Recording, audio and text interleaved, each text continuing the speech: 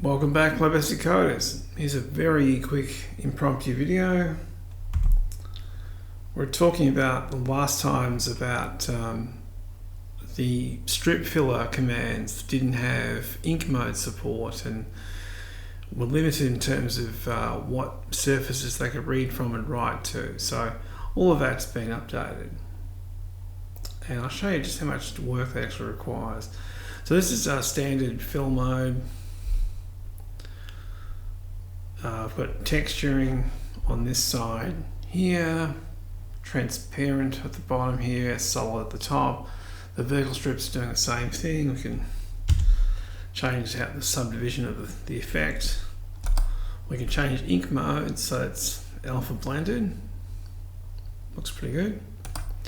Alpha 50 is a 50-50 blend between the foreground and the background. Alpha addition works with transparent.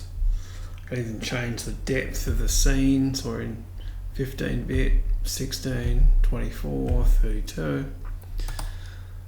Subtraction, alpha and, or XOR and multiply, and inverted subtraction. We're back to the start.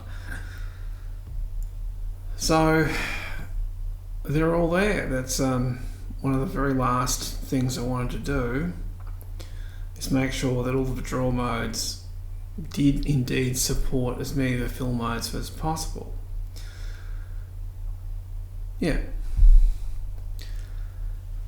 Now, if you're wondering how much pain this was to build, I'll show you something. So this is the actual set of functions that I had to build for this particular feature. The classic ones were hand rolled, and most of these renderers are hand rolled. In this particular case, we've got the most optimal path is a solid render, and then we've got a bunch of generic paths now to do mixed texture reading for textured modes in particular, and blend modes.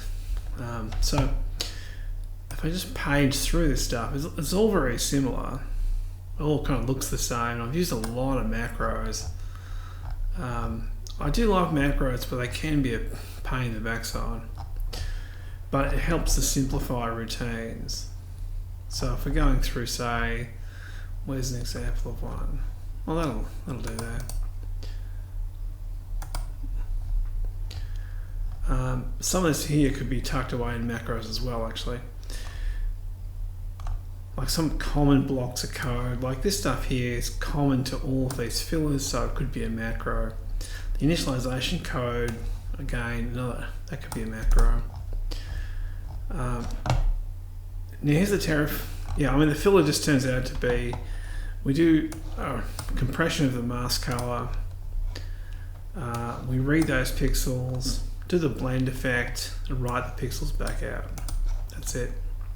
So that handles transparency and effects, which is a very annoying variant to have to support, particularly when you have to do things like vertical versions of strip rendering, which there's plenty of other support for horizontal rendering in the back end, in the actual graphics engine, well, the graphics library I should call it, but there's really none for vertical strips. So there's just nothing to do those things. They have to be written in some way, some capacity. Sucks, doesn't it? So what have we got? Bottom down there. That is 7,366 lines of code to do what's basically, I don't know, 4 commands. It's terrifying, isn't it? Alright, that's enough. I'll see you next time. Bye.